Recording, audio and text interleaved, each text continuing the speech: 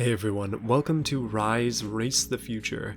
Today I'm going to be going over this game in a very similar style to what I did in one of my previous videos, specifically the one about off-road drive. So what I'm going to do, talk about it a little bit, show some footage, talk about the background, play it, and then give some final thoughts. So Rise Race the Future actually came out in 2018 on Steam, end of 2018. And it's a game made by VD Dev. If you're not familiar with VD Dev, this is their history here. This is actually a video from their YouTube channel. It kind of goes through all of their games, at least the notable releases that they've had. You'll notice most of them are on handheld consoles, specifically the Game Boy and the Game Boy Advance. And this dev is actually notable for these games. These games were pretty sophisticated back then for those systems. You can see them here in 60 FPS, so it's a little bit better quality than what it would have been back in the day, but like these games were good. It's hard to see that from a perspective looking at games today, but this was something that was a bit out there at this time. They also worked on some driver games, driver ports to the Game Boy specifically. If you want to learn more about those, you should definitely go check out Mini-Me's videos on those.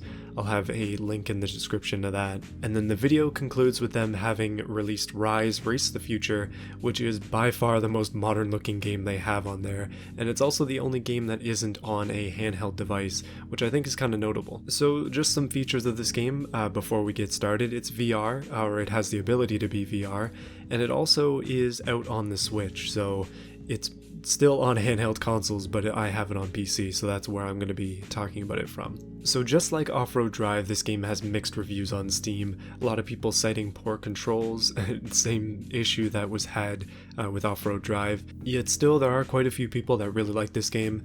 It is a very arcade game with beautiful scenery, as they say, beautiful cars. I agree with both of those things. And I also agree with the common gripe that there is no real sense of speed, but we'll get into that when we actually try the game. Something that's also notable is that the game really hates being recorded, so if you happen to see some frame hitching in the recordings, that's not my computer, that's just the fact that the game does not like to be recorded with OBS for some reason. Anyway, without further ado, let's get into the gameplay and I can show you what I'm talking about, and I'll talk about the game as I go and my thoughts on it. I've played it for just under an hour, I think, at this point, so it's not exactly an exhaustive review. Like, these videos are not meant to be reviews.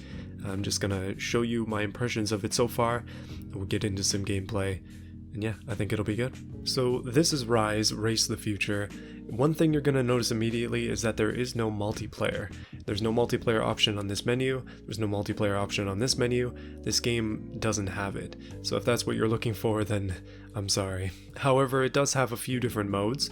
We have challenges, basically just little things that we need to do. It comes with different tasks for us. We do the races, we try and get the tasks. That's pretty much that. And then arcade, which is the championship section, but also it's the time attack section as well. A little bit of awkward controlling needs to be done in the menus because just moving the D-pad using a controller for this doesn't actually move these menus. You have to hold A and then go left and right if you want to do that. It's something that took me a while to figure out, even though it says it at the first part of the menu there. So let's go ahead and get started with a championship. I've already gone ahead and done the first one. That would be the Rise Welcome Championship, which I finished in first. Difficulty was easy and overall it was fine, not too much trouble with that one, but I've started to do Champion of the Mist, so let's get started with that as well. So you start off with two cars and a bunch of different paint jobs and such. I've been using this car here. They do have different stats and there are a decent amount of cars, as you can see. Not a ton, but they are quite nice looking. I especially like this GT car here. And then something that's cool is you can change the colors. You can go for a stickered pattern or just plain, and then basically just choose whatever look you're going for. There isn't much customization, so just a little bit like this is good. And then something that is interesting that actually does change how you drive, or depending on what tracks are going on, is the boost mode. You've got recharge from 125 kilometers an hour, so if you're going faster than that, you get boost. A recharge during drift, and 3 boosts per lap, which charge at the start. So this would be one where if the track is very tight, then you're probably not going to have enough boost to make it worth it going over 125k an hour, but generally speaking I tend to use that one as it's worked out best for me so far. Alright, so here we are in this race. You'll notice that things are a little bit misty. I have a few of the graphical settings turned off That'll hopefully clear things up a little bit. Stuff like motion blur is pretty much off, and also these lens effects that they have are pretty much off. Now this game is supposed to be a drifting game. It isn't exactly a high budget game either. It came out at a much lower price than the normal premium price here, which is $80 in Canada. And what I mean by that is it kind of feels bare bones. Like there is a decent driving setup here, but as my time has gone on playing this, I'm just like, what else can they do? Like, what else can they throw at us other than corners? Like, this is the type of game for me where almost having like wipeout style weapons would be a good thing, and it would add a bit of strategy to the game that's otherwise just kind of boost and drift. Like that's really all that we have here. That being said, the mechanics that are in this game are fine. The drifting is, I don't know, I haven't really nailed it yet. You pull the handbrake to drift. I haven't actually gotten it quite perfect yet. I guess that would be a drift right there. Cars don't have much grip, I guess you would suspect, because this is an arcade game. Through and through, it's an arcade game. But I still do have fun driving these cars around. At least this car, the only one I've tried so far. It's good to be able to mess around and get away from maybe the fully realistic games sometimes. Although I'm still definitely not used to this. Some complaints that were pretty common in the reviews that I've read and watched for this game are that the AI is pretty much wooden. Like, they kind of just go along a track and then they'll barge into you, and you can barge into them pretty easily. They don't even try to evade, and that's something I've noticed for sure. Like the AI behind me, obviously he does exist, he's somewhere back there, but they do pretty much just run into you if you happen to slow down too much in a corner. Like, they will just bash you right through and go through you. Now, this game does lack a few things as well, one of them being our reset button from what I can tell. So if you get stuck somewhere, you kind of just have to restart the race. It's pretty much over at that point. So what we have here then is a competently made, but maybe a little bit sparse in terms of mechanics in the actual driving, to be, I don't know, in comparison to a lot of the other games that I can think of in the genre. Even the game Redout, which I actually played on the channel at one point, not so recently, a couple months ago I guess it was at this point, but that game feels very similar to this game, although it kind of embraces the full spaceship aesthetic a lot more, and I don't know, it's just, I find that game more fun. I think this game is a little bit more grounded, but at the same time it does hold that same sort of style. And I don't know, the future, which one would you choose? Would you rather have Redout or Wipeout style, or these sort of semi-realistic cars? So that's the end of that race there. The races are generally pretty short, usually 2 laps, so it's not going to take very long, usually under 5 minutes to do the entire race, from what I can tell. It did not take me long at all to beat that previous championship. So let's go ahead and jump into the challenges. I think I'm going to start with the first one, I guess that makes sense. Although, oh no, okay, I guess I can do it. Apparently we're gathering fans here, and hopefully we'll be able to unlock more cars as well. That's the ideal scenario. So this is my first time doing one of these challenges, but it does seem to show our objectives right up on the top, so we should be able to hit them, all things considered. This track is definitely a lot brighter than that previous track, and thankfully is running well for it. It seems to be some of the background effects that cause the game to lag, although it is quite scalable, as this game is also available on the Switch. Like, I think the main thing with this game is that it belongs on the Switch. Like, obviously I'm playing it on PC right now, but to me it doesn't really feel at home on the PC. Like, this isn't really a game that I would play on my computer. I don't have a Switch, but I can think of the PSP that I used to have. I used to have Wipeout Pure, I think it was, for PSP, and this kind of style reminds me a lot of that.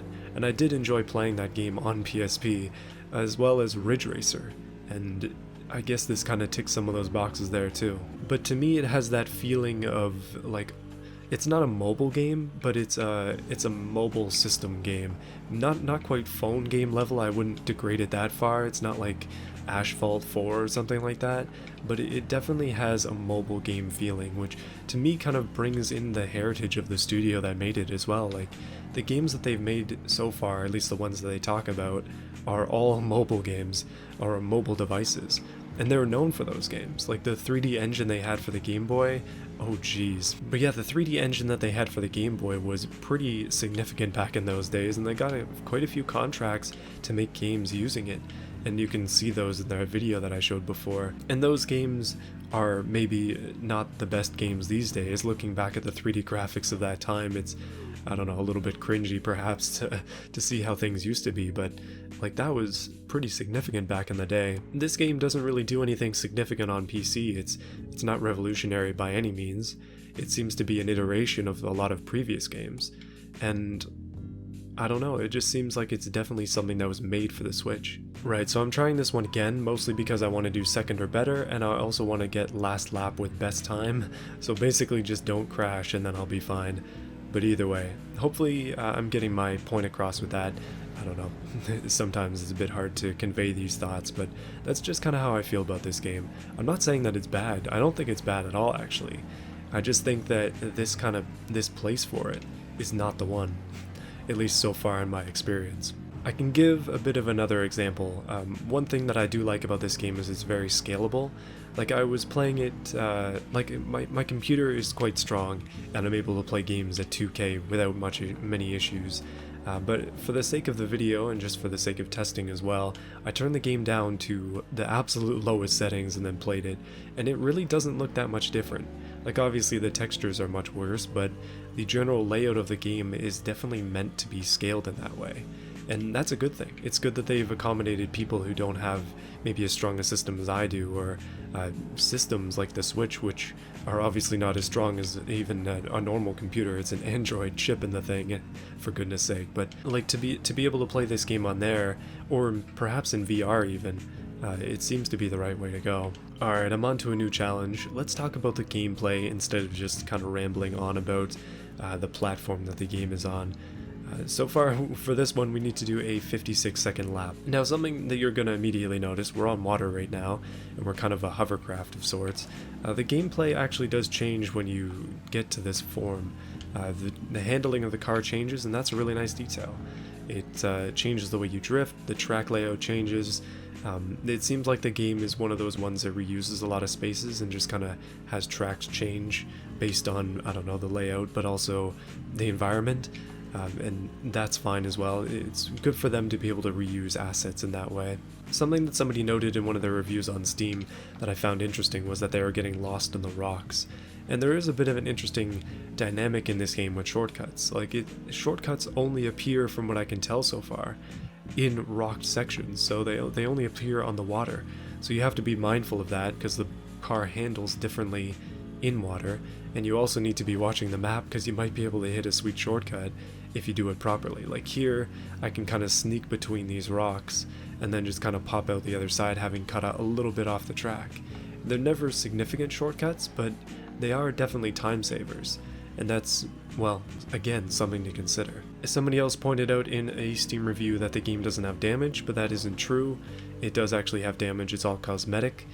From what I can tell, again, I haven't really damaged myself too much to be able to experience the damage if it isn't cosmetic, but that is a setting that you can turn on in the menu, just part of the gameplay options. Are we going to beat that 56-second lap? Thank goodness. Okay, I feel better about things now. We can pretty much do whatever we want. There's no currency in this game or anything, it's all just about getting these challenges and these races finished. So I've kind of run into that same issue with the rocks, as I kind of got stuck in there and then bounced around a few times. I'm currently in second, but I did get the goal, so I don't think it really matters. However, that was pretty rough. And again, no reset button, so kind of screwed me. And again, we're on to something new. This one we need to beat the Quadra Stylista. I don't know which car that is, but I guess that's the one that's up there, the wagon sort of vehicle. Again, I think I mentioned it before, but the cars in this game look great. I actually have a art pack that I downloaded from the press release that comes with pictures of all the cars, and my goodness, there's some really nice ones in there. I just wish I could get to them a bit quicker. However, I haven't actually been doing the things that you do to get them. You need to beat season 1 of these challenges. That's kind of what I'm working on now. Maybe I'll even get there soon. You'll notice this like rain effect on there. I really am not a fan of that. I guess it does add to the atmosphere of it, but it doesn't make much sense. It's like we're following the car with an actual camera or something, because that's where the droplets are coming from. If you move in views, this does make a little bit more sense with the droplets, but this game doesn't have a cockpit view. It does have this hood view and a front view as well. I like how the UI changes when you go into this view. Like having it close like that is really nice. This view actually does work nicely as well. Again, people were saying in reviews that this is the right way to go, and I'm starting to believe him. I think the game feels a lot more intense from this angle. And now I'm not sure how the VR mode works. I don't have any VR headset to be able to try it with, and I'm not sure again how the Switch version plays, but I would recommend, if you're going to be buying this game, that you would do it either on the Switch as a handheld game to play, just in the casual sense.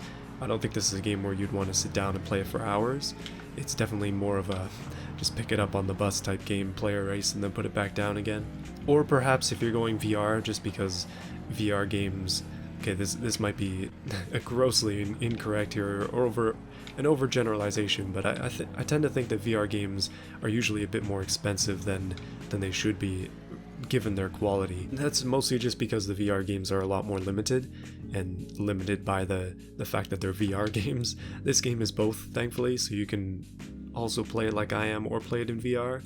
But if you have a VR headset and you want a racing game, this one might be one to check out as well. Alright, I think I'm good for one more. Let's do this one. It says finish third or better, so that should be pretty easy to do. This is going to be 1 lap, 9 opponents, and you start in last. And again, I'm just going to be using the same car. Let's go ahead and change the color of it though. Alright, we've gone for a winter mint green there. Let's take this thing out for a drive. I do like the stickered look though, it definitely adds to the aesthetic of these vehicles. Alright, third or better shouldn't be too hard here. Oh goodness, I'm gonna retry that. Well, thankfully there is no penalty for restarting. However, I do have to try that one again. Let's see if I can't just jump out into first, second, or third here. It does say third or better, but it is also giving 2 points. I don't know if that's just 2 points for one objective, or another additional point for coming in second. Okay, something that I definitely have to commend in this game is the aesthetic of it. I do like the way that the game looks. I like the backgrounds, I like the cars, like I said. The tracks themselves look nice, and like I said before, they also scale well, so even on low graphics settings, the game still looks good. It's a little bit muddy, but that's just par for the course with that. Like, you don't need a beastly PC to enjoy the graphics in this game, and that's a good thing. It usually takes skill to make something like that. Like, oftentimes very high fidelity games just objectively will look worse when they're downgraded in graphics. Not necessarily the case with this game. Alright, we're kind of crowding in on first place here. It seems like this car is a pretty common one to come in first. The car type ahead of me, I mean. Maybe I probably should have been driving that one. Like, you don't get any bonuses for driving one car over the other than their stats. There's no level up progression of cars like there is in that other game I was mentioning before, Redout. So by me driving this car, I'm not really putting anything into it. It's just, I just want to drive this car this time. It doesn't have levels or anything like that. However, I'm guessing that cars do get better later in the game, so you probably want to upgrade to those when the time comes. And there we go, we got third or better, finished in second place with a 154 lap, and that means 2 points for me. I'll take that, more stickers as well. Again, can't complain. So yeah, that's Rise Race to the Future. Let me know what you think of this game in the comments. Let me know what you think of my ideas in terms of this game in the comments. I think overall it's not a bad game. I just think that it would be better enjoyed on the Switch and better enjoyed in VR. Those kind of gimmicks do add to a game like this, and I just think it would be better on those systems. Overall though, I've enjoyed my time with it, and I've enjoyed making this video as well, except for the couple different issues I had trying to get the frame rate to work. Other than that, it's fine. When it comes to VD Dev, I just want to say that I think their legacy kind of speaks for itself. Like, the games that they made in the past are quite good, and I think that sort of gives into the title of this. It's like, it's Rise Race to the Future, Remember the Past. We've got to remember the games that they used to make and then sort of think about them in terms of this one. Like, this isn't as innovative as those games. This game doesn't break any barriers that I know of, but it still is a competent racing game, and one that I would recommend if you're interested in what you saw so far today. So yeah, that's it for this video. Thank you for watching. Hopefully you enjoyed. Again, let me know what you thought of this, and as well as this game in the comments. It's thanks to supporters like these guys here that I'm even able to do these videos, just because they're not as big as the other ones. They don't necessarily grow the channel that much, but these are videos that I like to do and kind of mix things up a little bit. So I just wanted to say thank you to Canadian Steel, Overlord, Dr. Ivo, That Riced Out Explorer, QT Bear, McLovin Plays, Terry Williams, The Most Random Person, Justin, 6D Cars and Stuff, and Boris Ramirez. Thank you so much for your support. I appreciate all of you a lot, Thank you to everybody who is watching this video, and thank you to VDDev for providing a key for this game. I appreciate everybody. So much appreciation today, goodness. I'll see you again next week.